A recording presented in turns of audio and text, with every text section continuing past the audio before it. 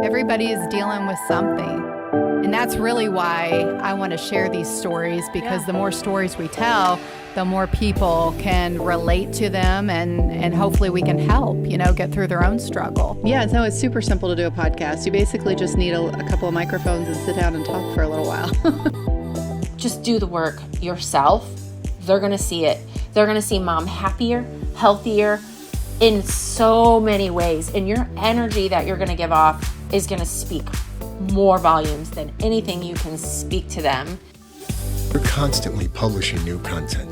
Be sure to like, subscribe, and ring that notification bell.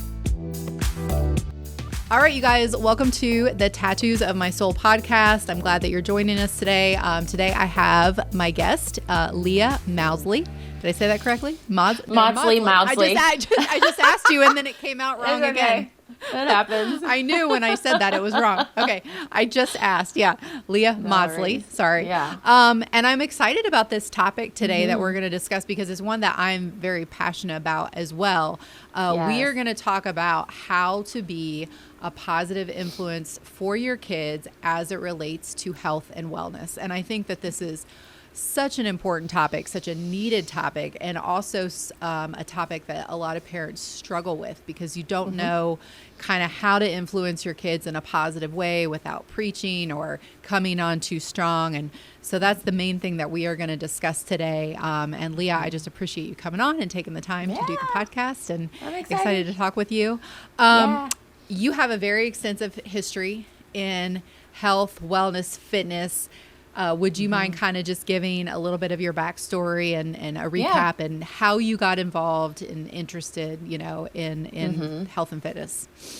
It was kind of an extreme situation where I was highly physically dependent on pain meds, muscle relaxers, sleep meds, antidepressants, anti-anxiety, all from the same doc.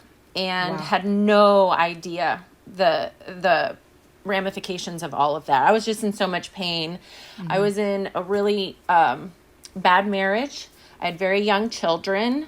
The stress, I had my own business. I literally gave birth to my third son the month I bought my own salon and spa. I was an esthetician at the time.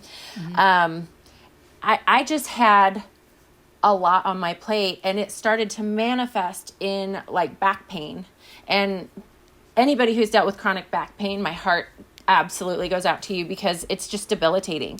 Yeah. And it got so bad I had to go to the ER even. I couldn't pick up my diaper bag. I couldn't do things that I needed to do for my young boys. And boys are very active, and you want to be active with them. And that was just something I couldn't do.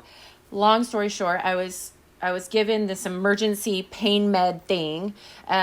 I felt relief for the first time in a long time. So naturally, I'm like, give me more of those because I need to I cannot stop life. I can't stop these boys from wanting to do things. And I just need to be able to go. I had a business. My husband at the time had a business. Like we were just Mach 2 with our hair on fire. And I lived off of 100 milligrams of Percocet every single day for like 3 years. Wow. And things started to crumble. Your personality changes. You change. And my marriage fell apart. I almost lost my custody of my children because those things that I knew I was struggling with, I knew there was a problem at this point, were used against me. Okay. And so there was, divorce is hard. It's just, it's hard. It's scary. But a very contentious one is very stressful. And that's when you really got to have your shit together. Yeah. I did not in the least have it together. And so with the threat of me having my children, taken from me, like that would be the end of my life. Worst nightmare. Worst nightmare. I just, my parents stepped in, they helped me a lot, but I just had to pull it together. I had a nervous breakdown. This was back when I was about 30. I'm 44 now. Nervous breakdown. My dad actually had one when he was 30, so he really could identify what was going on with me, and he was like, I think I know what's happening here. And everybody, of course, was looking at me like I was a drug addict, and that was a horrible feeling. But my dad didn't. He was just like, I know exactly what's going on here. This is we got to take care of this back pain first and foremost, and then wean her off all this stuff. She's fine. She's still in there. Like, he would look in my eyes and he's like, she's not there. She's gone. That's what medication does, especially that type. Yeah. Yeah, for sure. It's absolutely terrifying. And I don't remember a lot of those times. I have been hospitalized for bowel obstruction because of the pain meds. They constipate you. During my son's 3rd birthday, it was just devastating. Yeah. So a lot of things went from bad to worse. And I mean, I lost my mind. I shaved my head. Like it was wow. I don't even hardly remember doing that. Like, I don't even know what caused me to do that.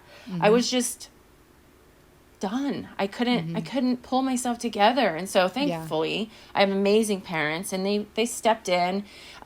They helped me with everything. You know, my dad just created a safe environment for me to succeed. I had to do the work, but he just created this safe place of my ex, no lawyers, nobody could come to me directly. Everybody had to go through my dad or my attorneys.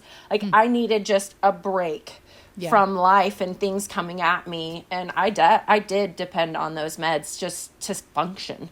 Sure. And so I never judge anybody who struggles in this area, because it's just a very slippery slope. But it did catapult me. It was the launch pad for me to, I couldn't walk down to the mailbox and back without having to rest the entire rest of the day. Wow. I went underground for like 4 months. No one saw me.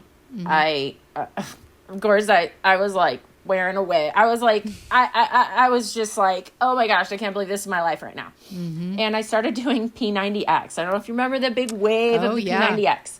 That's intense. That's intense. So I started doing that in a bedroom at my house. And I got off all the pain meds. That was wonderful. I felt clear again. I was like, wow, I don't even know how I did that. But then at one point, I didn't know how I was going to do it without it. You know, so there was just this conflicting things. I got my health and nutrition. I didn't trust doctors at all at that point. Like, I was so, no. Yeah. Everything natural. I get sick, not going to an urgent care to get antibiotics. I'm going to do all natural. So I went pretty extreme. Yeah, you go from one side of the spectrum to the next. Yeah. Well, I didn't do my own due diligence. And that's what I urge my children, any of my clients to do is like, just because, and I might step on some toes here, but just because there's an MD behind that person's name doesn't mean that they may not have graduated at the bottom of their class and they don't know everything. Sure. They're human too. Right. And that was the thing. Prescribe. There's incentive. There's all these things that is not in our best interest. And it's hard to believe, right? That they're not looking out for our best interest. There's incentives. So I got catapulted into this journey and I chain smoked as well. That was a vice of mine, you know, and I didn't quite get rid of that for a little while after all this. And then I had gotten remarried. I looked at my husband and I was like, I want to join a gym. And he's like, well, we can't do both. We're going to either, we smoke or the gym. And I was like, okay, the gym it is. And I quit. Easy choice. Cold turkey. Yeah. I was like, wow, that was, when you want it, you want it. Wow. Yeah. And then I saw my first coach across the gym and I was like, I had no idea a woman's physique could look like that. Okay. I mean, it was because you've done amazing. Serious competing. Which is really amazing to think, and I'm sure you're going to get to this, but like, I'm just listening to your backstory, like how far away from that your lifestyle, you know, and how much pain you were going through. Yeah. But that kind of was the thing that obviously led you down the path of becoming healthier and going on the complete opposite end of the spectrum, you know, so to speak. Yeah. Each step just led to the next. Yeah. You probably have, in the 9 minutes we've been talking, can deduct that I'm a very extreme person. If I go, I go You're all in. Yes. I'm all in. And so all in with the gym, saw my coach. I'm curious about her. I was doing all this cardio, trying to, you know, and this guy comes up to me. He's like, hi, just want to introduce myself. It was like some third party that sold coaching, personal training. And I see you working so hard and no offense, but not getting a whole lot of ground underneath you. And I just thought I'd introduce you to weight training. And I was like, okay, cool. Like I did that. I did like bodybuilding in high school. It was nothing like bodybuilding now that I know. Sure. But I weightlifted and stuff. I like that stuff. So I did 30-minute sessions, and I mean it rocked my world. And then time went on. I ended up not doing it anymore. I got pregnant. That's what it was. Okay. I got pregnant with my daughter, who's 10 now. I still had all these training sessions left. My coach left the gym, so I chose a coach. He was actually one of the sports medicine guys, trainers for the St. Louis Cardinals. I'm from St. Louis, so I was like, Very yes, cool. this is the universe saying, this is your guy. My whole pregnancy I trained with, I was big. I weightlifted. People were like, oh my gosh, is this safe? Can you see her? I was like, this is great. This is awesome. I didn't just start weight training because I got pregnant. If you are weight training, you can continue. You can do it. Yeah, It's I safe. did the same. Yeah. I did the same. Yeah. Yes. And thank goodness I did, because my daughter was 11 pounds, 6 ounces. Oh my. And I had a home birth. Oh yeah, my I had a gosh. home birth. Okay. So, it was hard. Like, I was like, if I didn't work out, I don't know if I'd have been able to deliver her naturally. I was in trouble. Yes. I was like, oh gosh. So about a year goes by, I nursed my daughter. I'm just all about, my baby. I wanted to nurse her as long as I could. A year hit, and then I was like, okay, I'm ready to shed these last 10 pounds. Yeah. Hire my coach back, my original coach back. Okay. 6 weeks, I'm on a meal plan, 6-day split on weight training. I get these amazing results. And then I say to her, okay, I did a little photo shoot with her because she was also a photographer. I said, okay, I think I want to compete. And she's like, well, now we're going to have to bulk you back up, grow some areas, imbalances and stuff. So we went on bulking phase. And then I did a show, my first show, and I freaking swept up. I mean, both categories I competed in, I won overalls and first places and second places. I mean, I had a lot of medal I went home with. It was awesome. I was hooked. Well, I've seen your pictures, so I can kind of understand why. Yes. I was hooked. I was like, this is life. Amazing. This is life to me. Wow. So I just kept going. I went to nationals. It was the NPC circuit. Went to nationals. Didn't really like what the first place winners were looking like. And I want to win just like anybody else. Like if I go for it, I'm there to win. Not just a bucket list thing. I'm going to win it. And when I saw like what they were awarding the first place ones, I was like, I don't want to look like that. So I'm good. I just stepped away for a few years. Then I found another circuit or another federation. That's the federation I went pro in. Okay. And in this journey, I'm raising children. They're watching this. They saw all. They saw my lowest point. And then they saw me come home with these trophies, and they're just like, wow, Mom, this is awesome. Yeah. So they got to witness. I'm very transparent, and I don't ever pretend that I have it all together. I know all. I just, because my kids are not going to have that experience, so I'm not going to set themselves up to be like, well, Mom seemed to have it all together. Why can't I get it all together? Exactly. I want them to see how you pick yourself up out of the, the depths of the hole that you just dug. Sure. And figure out how to win and put the work in. And that's kind of where all of that, and I started becoming a coach. What kind of coach are you? What are you? You're a life coach, health coach? All of it, yes. Fitness coach, all of the above. I started doing, someone asked me to, I'm a massage therapist as well. So I was doing massage out of a gym, and then one of my son's girlfriend's mom asked me, will you train me? I'm like, yeah, sure, I'll train you. Then I never Kind of advertised. spiraled, yeah. People just referred. So I got a pretty good clientele base on one-on-one training. Fast forward just in the last 2 years, I went online. I created an online program. It's 16 weeks. It's called Path to Freedom. It morphed from a 12-week kind of weight loss program into this healing your traumas, because if you don't heal from the inside out, nothing on the outside is really, people get stuck all the time. They can't get rid of the last 20 pounds, 30 pounds. They can't pull out of this depression. They can't seem to move the needle in their finances. they're chronically single or in a horrible relationship, all of these major parts of our lives. And we don't realize that what's keeping us in this vicious cycle is the unhealed trauma that we all have. No one is safe from it. Yeah. There can be generational trauma passed on to us. There's traumas that we experience as a child that we may not even consciously remember. Right. And then through our adulthood, I mean, I've had a bunch of trauma. And so I realized as I was coaching women for weight loss, what we kept talking about was all the personal stuff that was holding them back, or their fears, or their issues that like gave them this insecurity. So I was already life coaching anyway. So I pivoted a little in my program, made it a little longer because 12 weeks goes by real fast. And it's just been incredible. I love what I do. I love what I do. Awesome. It's That's awesome. a passion. You're extremely passionate about it. I mean, that for sure comes through.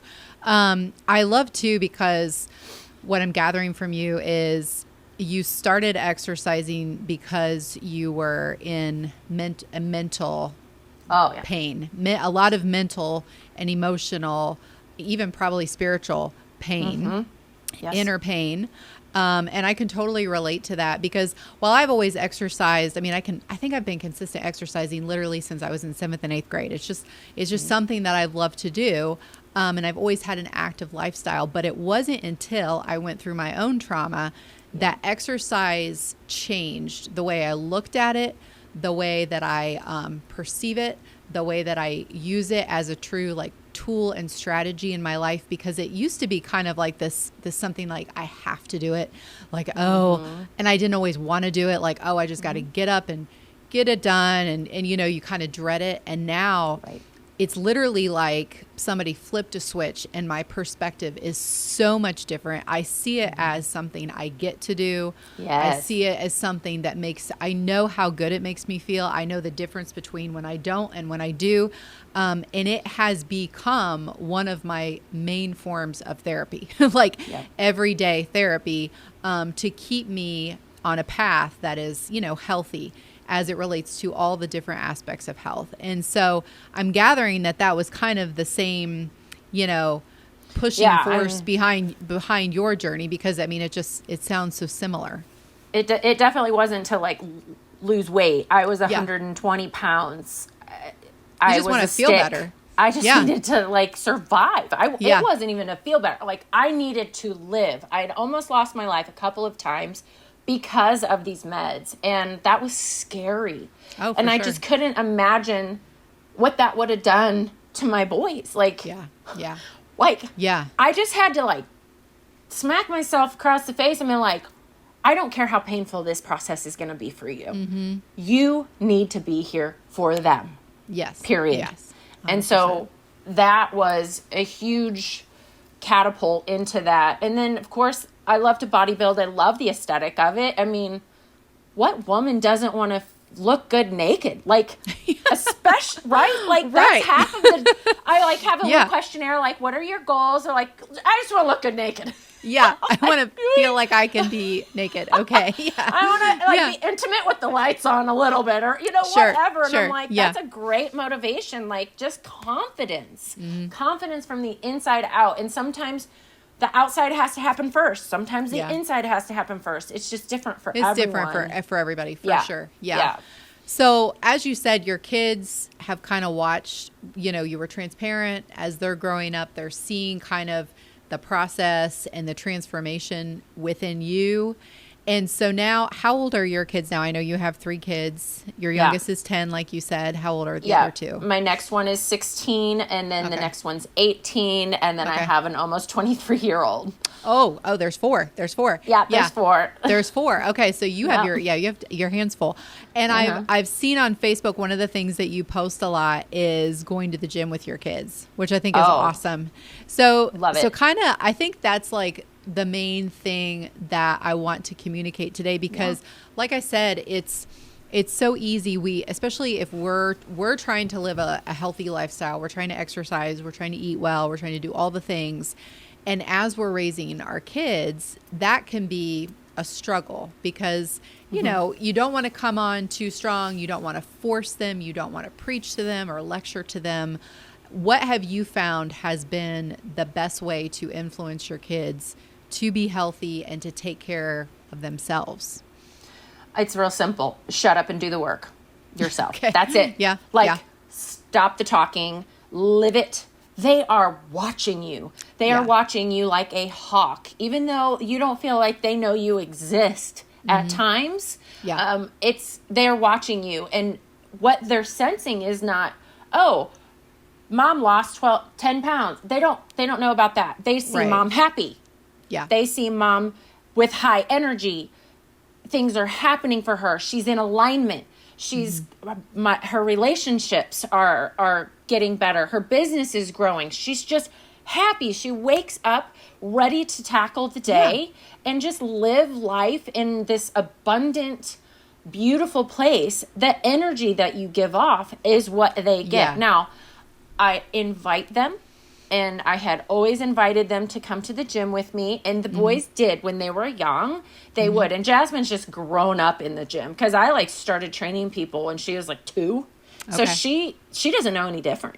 Yeah. The boys, Yeah. they know a little different. Yeah. And so I would invite them to come. My oldest was in baseball, so he was constantly busy and active and stuff like that. And he would lift weights, and they would always brag, like, my mom's a bodybuilder and stuff. I didn't know this, of course. This is everyone they tell me later, and I was like, really? You bragged about me? That's so cool. Yeah. And then my next boy and his brother, they're really close in age. They're like 20 months apart. So Okay. they're just always together. Yeah. And it was like my son, who is 16 now, he'll be 17 in May. It was almost like a light switch for him. I would invite them. They would come in 15, 20 minutes in. They'd be like, okay, we're done. And I'm done. well, I Yeah. just got started. So you're going to wait. And they waited. And I did not cut my workout short. I just said, okay, well, then you can go over there. I can give you a few things to do, whatever you want to do. Yeah. But they're just absorbing it. They're in the environment. They see it. Yeah. They're feeling it. And then it was my youngest boy's 15th birthday. And it's like the last day of school for him. So something happened in him and something switched. And he just took to bodybuilding like white on rice. He wanted to create a completely different physique the summer between his freshman and sophomore year. And he did just that. That's awesome. I was his guide for a lot of it. I taught him form. I taught him mental connection, mind-muscle connection, visualization, all the things I do. And he just absorbed it. Not all my kids took to it like that. They Sure, all work yeah. out. They're at different levels of extreme. My youngest boy is like, I will be a bodybuilder. I am a bodybuilder. I will compete. This is just is. It is what it is. Yeah. Like it's law. And he's made amazing progress. Like I live with the guy, and I'm just like, I see change in you every single week. Yeah.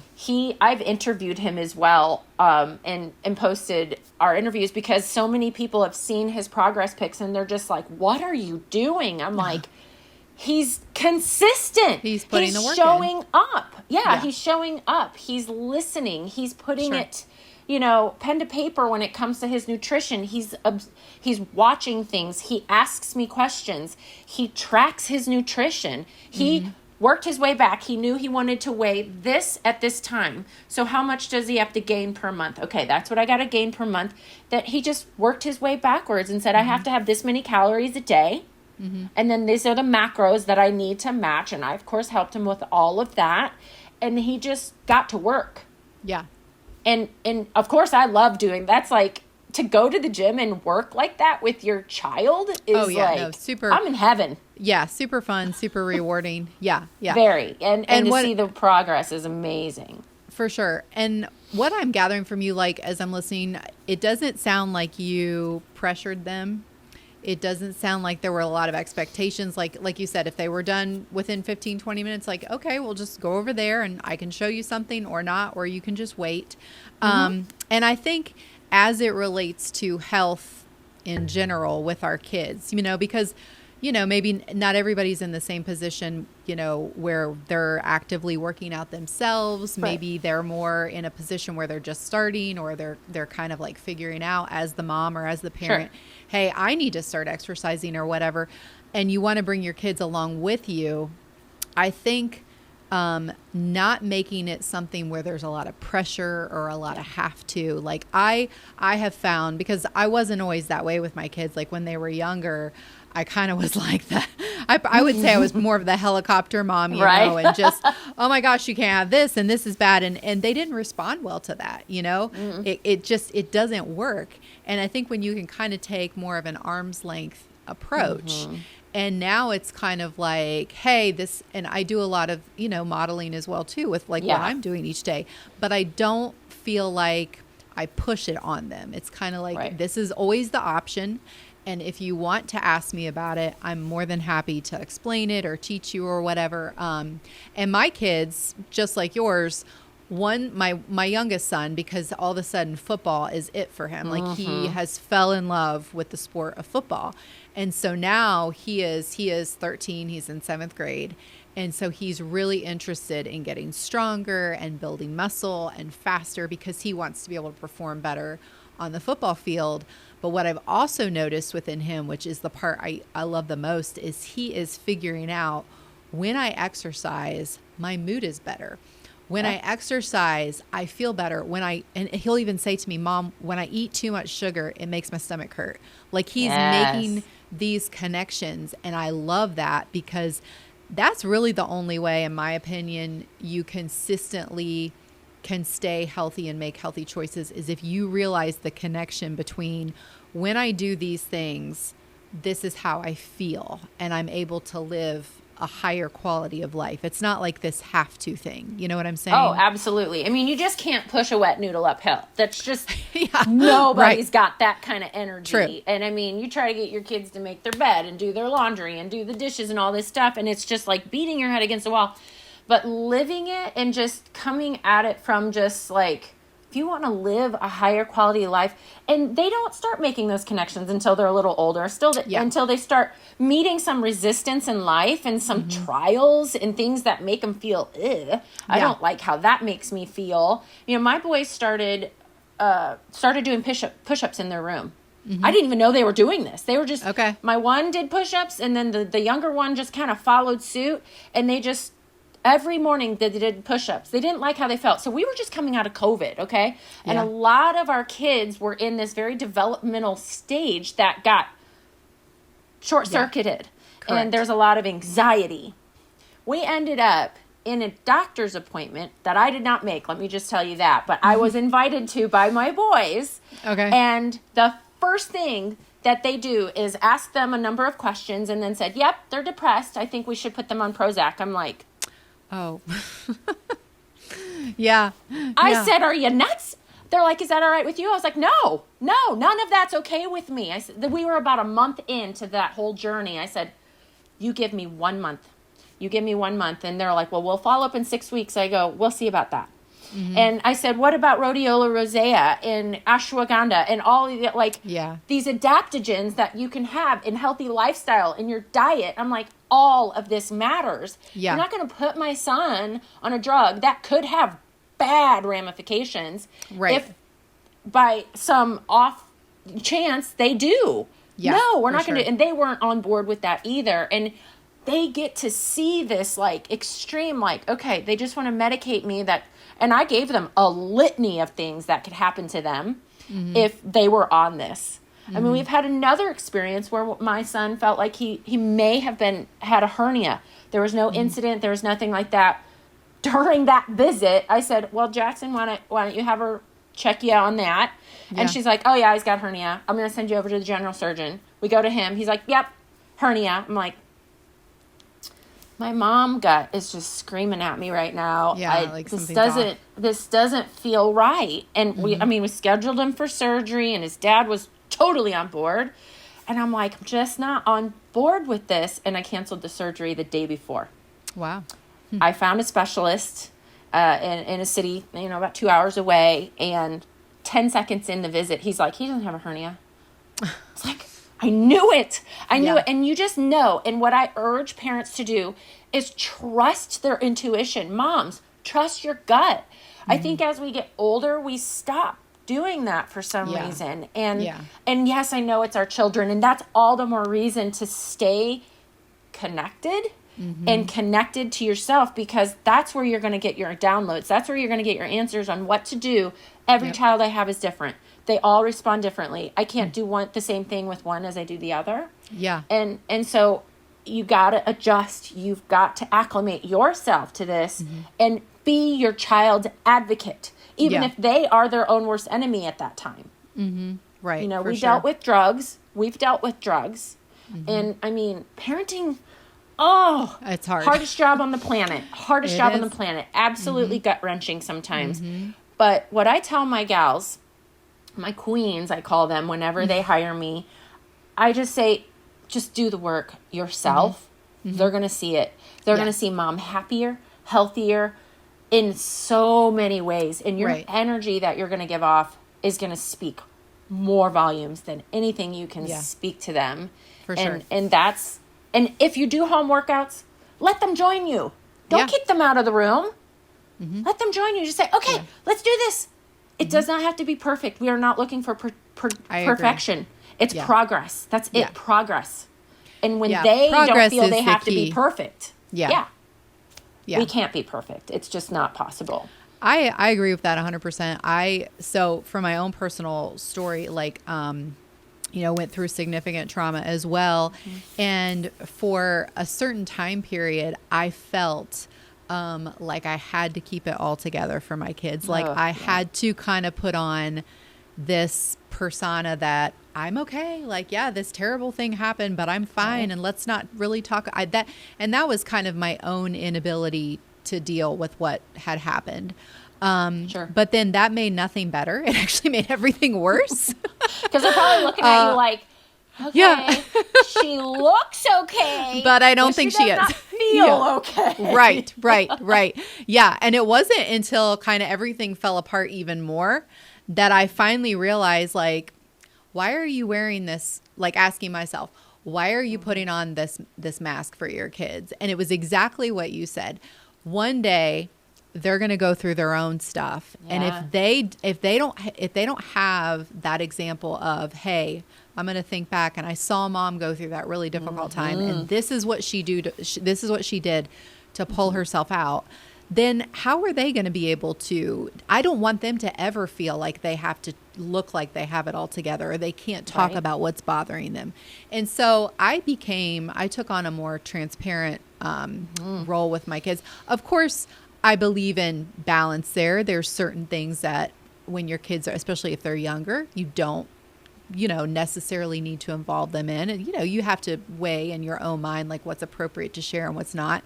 But I was very transparent about, look, mom's gone through this difficult time. I'm going to therapy. I'm getting counseling. When I started training with my trainer, who is now my best friend, which is another amazing thing. I said, I'm going back to the gym, and this is why I'm doing it. I was very transparent of, it's not necessarily because mom wants to become, all ripped and shred and whatever. That's a great extra bonus that happens. But the real reason is because I've recognized I have to start exercising my physical body to heal my inner self. And I was very transparent with them about that. And I noticed when I did that, there was a shift in our relationship. Like I just felt like we became closer.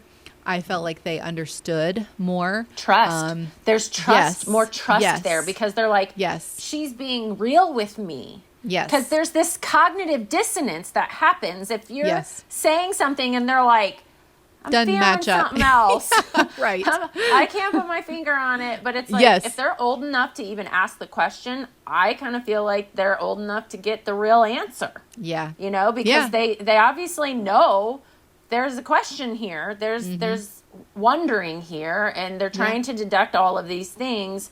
I love that. I love that that's, what happened with you guys. It's perfect. Yeah. So I think, in a nutshell, not putting the pressure on ourselves, especially I think moms fall into this trap so much of, hey, we've got it all together for our kids, you know, and I always know the answer to everything, and I always have a plan figured out. The truth of it is I don't most of the time. And, you know, I think it's okay to be honest with our kids in that way, you know, and let them 100%. see us doing these things. So what's your advice? Beautiful things. Oh, go ahead. No, go ahead. Well, I was just going to say one of the most beautiful things is seeing your child become a parent. I'm a grandma. And I cannot believe that. I know. I really can't either. We don't call me grandma. We call me Lala. But okay, that's nonetheless, cute. He's a little over a year old. And while he's not in like the parenting mode that I'm in, you know, baptized by fire in, he's still a parent. He still can put himself now in my shoes of where I was at when he was that age, and the love that he's got for his child. He understands now. The love and what I would do for him. And it's like, once you see your child become a parent the type of parent that they are is the most rewarding thing, because they just get it. They get it. And parents, if you're like, I'm going crazy, they're not listening to anything that I'm saying, I feel like I'm talking to a brick wall, just keep going, because they are hearing you. They are hearing you. When they leave that home, they're going to fall back on what it is that you told them. They're not going to go do their own thing so much. They're going to be like, well, what did mom do? Or what did dad do? Okay, that's what I'm going to do, because that's just what they heard. That's what they knew. Right. And so just know there's just going to be delayed gratification a little bit on that. Yeah, for sure. I think that's great advice.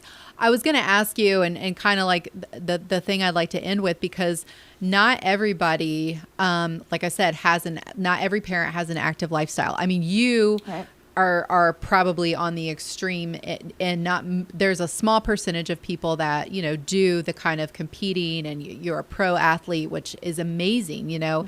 And I work out all the time, but I'm not near the level that you are. And so what would your advice be to a parent that maybe they're trying to get started themselves? They're not, and they don't really have maybe an active or healthy lifestyle yet, but they want to get there, and they also want to encourage their kids to do the same. So what's your suggestion? You got to hire someone. You can't just go online.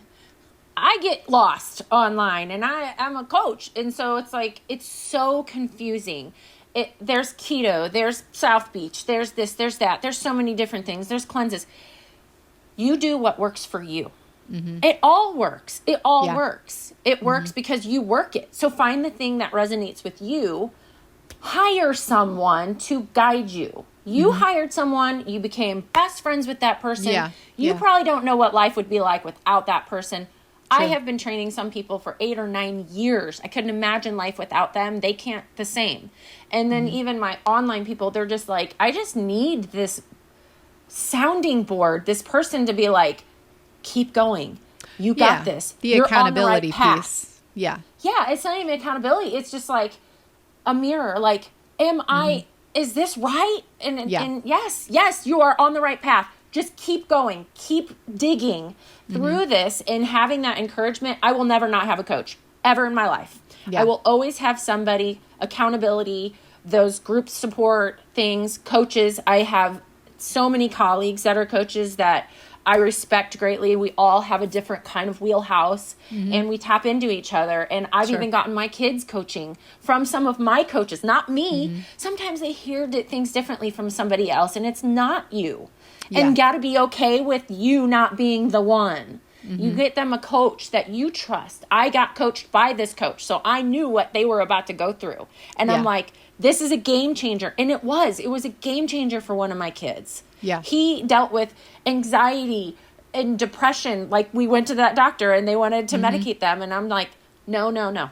That's just putting a Band-Aid on it. We have got to get to the root of it. I want to give you skills that you can thrive, not just coping mechanisms. Right. But you need to thrive and rise. So hiring someone that is knowledgeable, that you resonate with, I think is one of the very first steps to do that.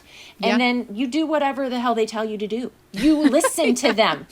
That's it, you know? And I wish I could give this cookie cutter answer, but it's not the same for everyone. Everybody's got all of these different elements and factors and children and partners and and single or not single, working or not working. There's a million different factors. So it's different for everyone. And you got to be okay with it being different for you. The imposter syndrome is harsh. And you can get online and you can follow these fitness people and be like, forget it. I'm not even going to start because you're so overwhelmed. Stop following those people. Yeah. Do not follow anybody that gives you imposter syndrome, even in the least. And you follow people or you connect with people that encourage you, that inspire you, and make you feel your best. I think that's great and bring advice. out that part of you. You got to bring out that part of you and really find that authentic self. And that means doing the work and showing up. Yeah. Every day, show up for yourself in your best way. And some days are going to be greater than others. And that's okay. That's okay. True. Very true. Yeah. I love that. I think that's great advice. I would add to that. I think just getting started with something, like you said a little bit ago, progress is key. And when we're not making progress, we're stagnant. And when you're stagnant, that's when, all the things that we're talking about, the depression, the anxiety, the negative mindset, all of those things are heightened, they spike. But just a little bit of progress, a little bit of difference in your day can literally counter so many of those things. And I would say, I think if you're able to hiring someone that knows their stuff, they're an expert in their field, they can coach you or train you or whatever, I think is very key, because it really was a game changer for me. I agree. It's worth the investment. I mean, think of all the things you spend money on. Oh, think yeah, of everything you spend money on and how much that's gotten you anywhere. Yeah. And then be like, okay, where are my priorities? Yes. Your priorities, your number one cannot be your kids. I know that sounds really, really weird. It has to be you. And that's hard. That's hard for moms. You. It is hard. And that's one of the biggest things. I'm like, let it go. Let that go. Focus on you.